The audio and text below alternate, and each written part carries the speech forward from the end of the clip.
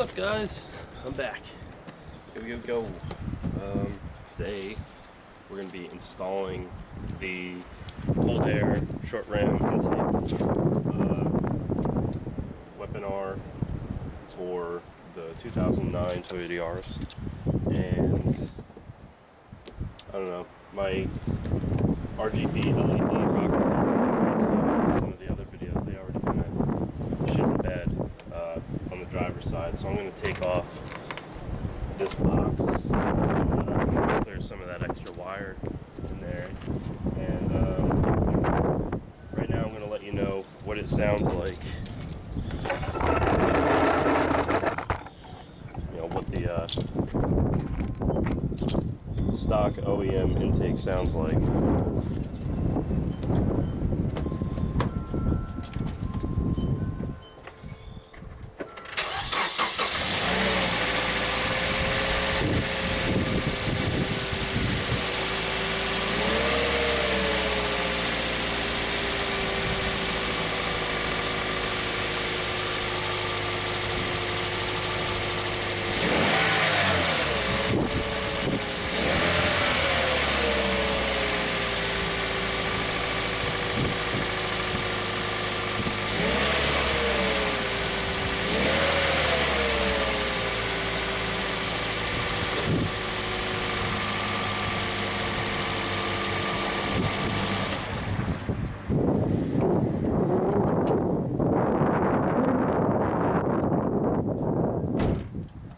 That's the stock OEM intake. That's what it sounds like. I just wanted to do like a little bit of a before and after, so you guys could get an idea of what the difference is going to be, and then we could also do the difference of what it's going to be like when the headers are put on too. So I'll be back with you guys shortly. So you have these like plastic clips, like right here. I don't know if you guys can see that. Really, there's like this plastic clip that holds this slip clip for these, you know, these control valves. So you're going to need to clip this one and kind of just pull this back out of the way and somehow get this off of this hose. They don't really mention some of these things in the little instruction sheet that they give you, but it's quite a pain in the ass. I'm kind of struggling here, and I didn't want to pull on these wires, so I'm just going to try to get them out of the way, and then we'll see, you know, where we're going to mount this and how we're going to rest it. So with anything you think is just going to be an easy job with the you know, socket driver, it turns out there's a washer that's rusted on this. I don't really think I can just break it loose. I think it's really corroded and stuck on there. So I'm going to need to take my Dremel tool, and I'm probably going to have to cut that screw. So that kind of stinks. So I actually got that off without cutting it. You actually need this thing. This is actually what holds this. It's a strange kind of ring clamp, but it's just like a wire ring clamp. So you actually need that to put tension on the wire. So I just kind of muscled it and it slipped right off.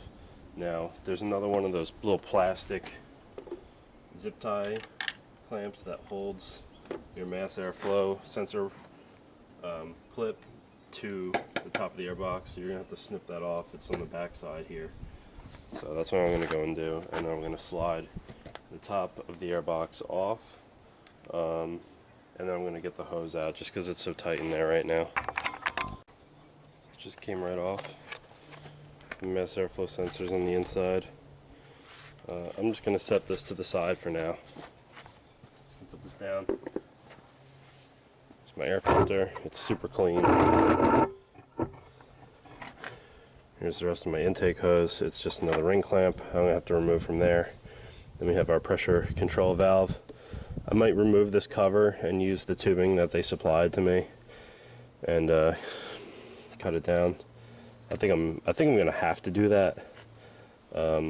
If not, then I'll just leave that hose and leave that, you know, all alone, because I don't know, it's all taped here, and I don't really want to have to go cutting with a razor or anything like that, or scissors or whatever.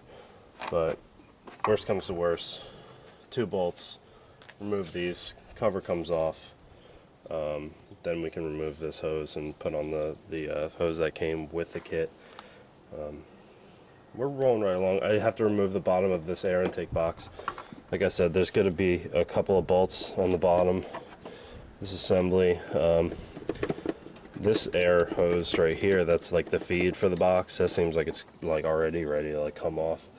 I think it's just kind of held in place by the bottom of the box. There's nothing, like no screws or anything really keeping it mounted to the body. So actually, you take your air filter out, and there's 2 screws. I don't know if you guys can see that. I got a giant weight on the bottom of my tripod. It's windy out today. There's 2 screws. There's one there, and then there's one down here inside the bottom of the airbox. So I'm going to take those off, and then we'll see if it comes out freely. So they were torqued down pretty tight. I couldn't get them with the socket driver, so I'm going to go ahead and use my 10mm socket. Everything seems to be 10mm on this car as far as the air assembly. Ooh, did you hear that break? You could tell it was on there tight. I'm going to need my second socket extender for the other one. I was right, it was just the 2 screws holding the airbox in. However, once you remove those 2 screws and you go to remove the bottom half of the airbox, you realize that the clip for the mass airflow harness is connected to the airbox all the way around the bottom by those little strap clips, and it's a pain in the ass. You're gonna have to get in there and clip them all off and then safely remove the bottom of the airbox from there. Okay, just to get a little bit more room here, I'm gonna go ahead and I'm gonna try to remove the other half of the air intake hose. Wow, it's on there.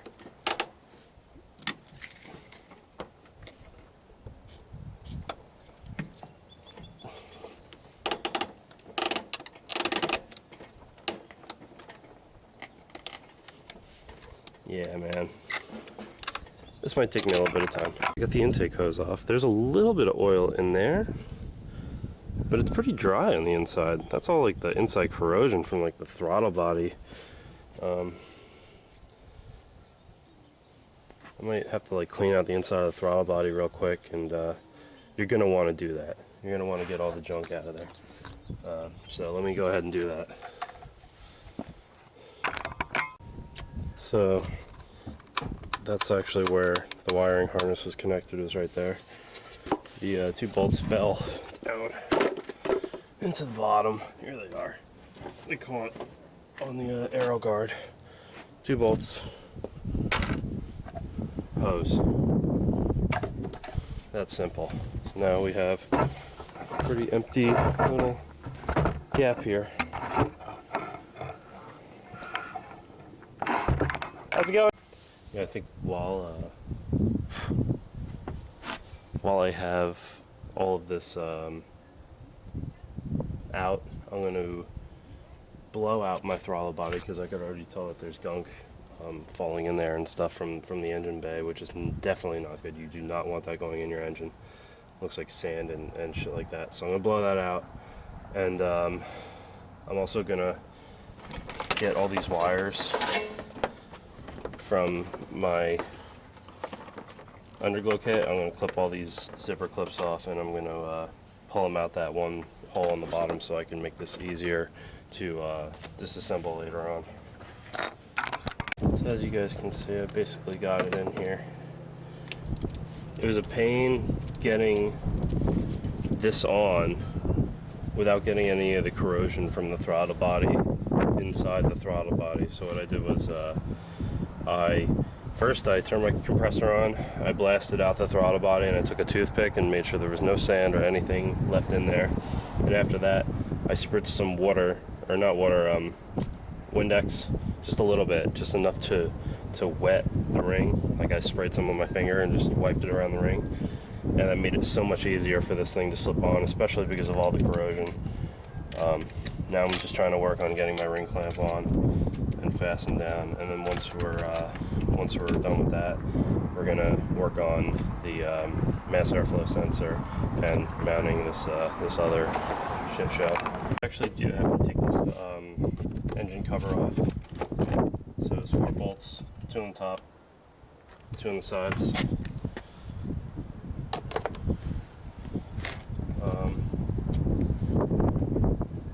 There's my pressure control valve right there.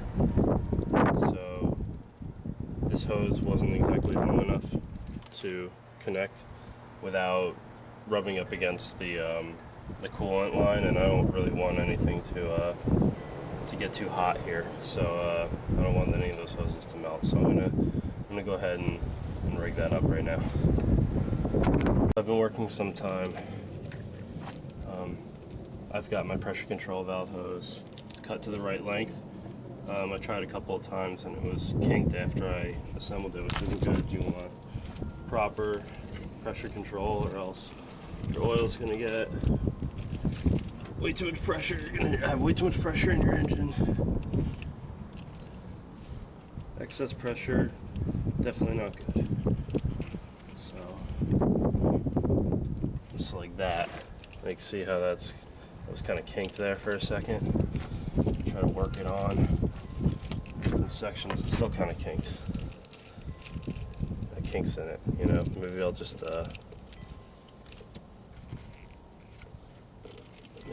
leave that alone for now. It's not a full kink, and maybe perhaps when it warms up, it'll be a different story. There probably won't be a kink there at all.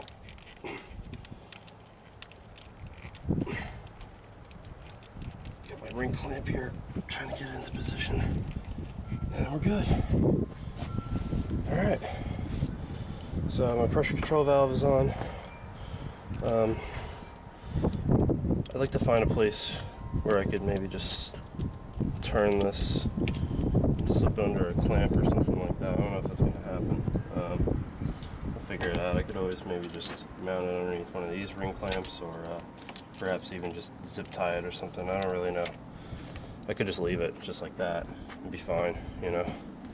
Put this clip back on. So that's on. Now I just need to do my mass airflow sensor and slip the clip back on, and we should be good. We should be able to start it up from there. So we're looking pretty.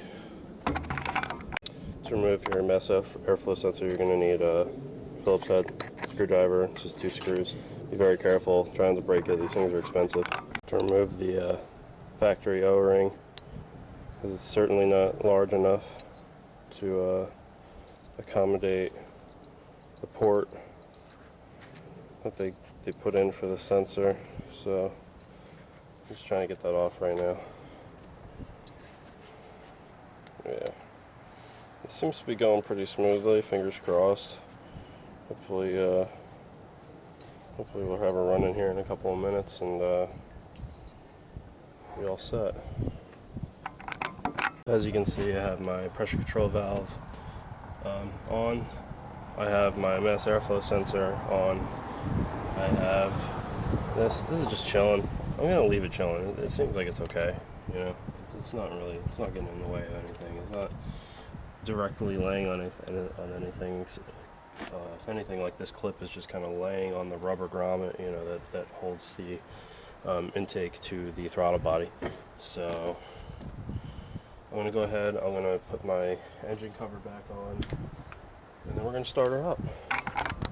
So I'm doing this on my phone, guys, because I'm pretty sure my camera shit the bed on me, and I hope it didn't shit out early. I'm sorry for that inconvenience, but as you can tell, you hear my car running, the intake's in, and my electronics are plugged in. Wire harness is just kind of hanging out. It's alright, it's just leaning here. It doesn't really need to be attached to anything, it's fine.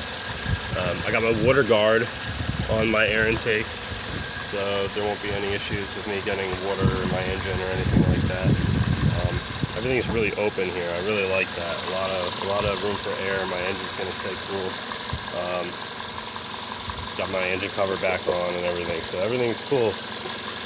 Pressure control valve isn't kinked or anything. It's staying great. I got it wired up so it's not hitting any of these hoses here. So looks like a good job. My first real successful engine, car, anything. You know, I've never really worked on car engines. I'm just a guy in this garage, so you know, don't take anything I have to give as far as knowledge for for doctrine or anything, but you know, in my case, I wanted to save myself a little bit of money. I bought myself an intake, gave myself 8+ horsepower, and you know, here we are. So I hope you guys enjoyed this video. You know, please smash that like button, subscribe to my page. I don't really have any subscribers. I don't really have that many likes either. So I don't know, you guys have to like this video. Weapon R intake, you know. Awesome. Awesome. $170. There's a lot of headaches. You know, it was supposed to come like a month ago, and then it didn't. And then I was like standing around like wondering when it was going to come, and I didn't want to order a new intake because I had like an anticipation maybe it was going to come, maybe my credit card wasn't being scammed. So here it is. Awesome. Here, I'll lean it right here. I'll leave my phone right here. I'll give it a couple of revs just so you guys can hear it.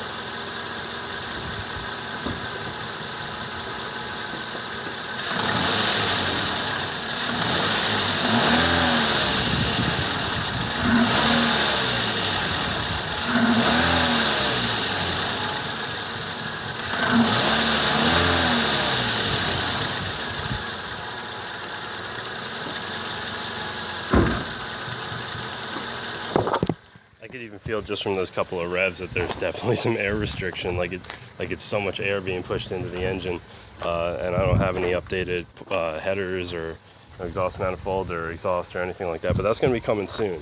It's going to be coming real soon. So you guys better subscribe, like this video. If you want to put an intake on your car, do it.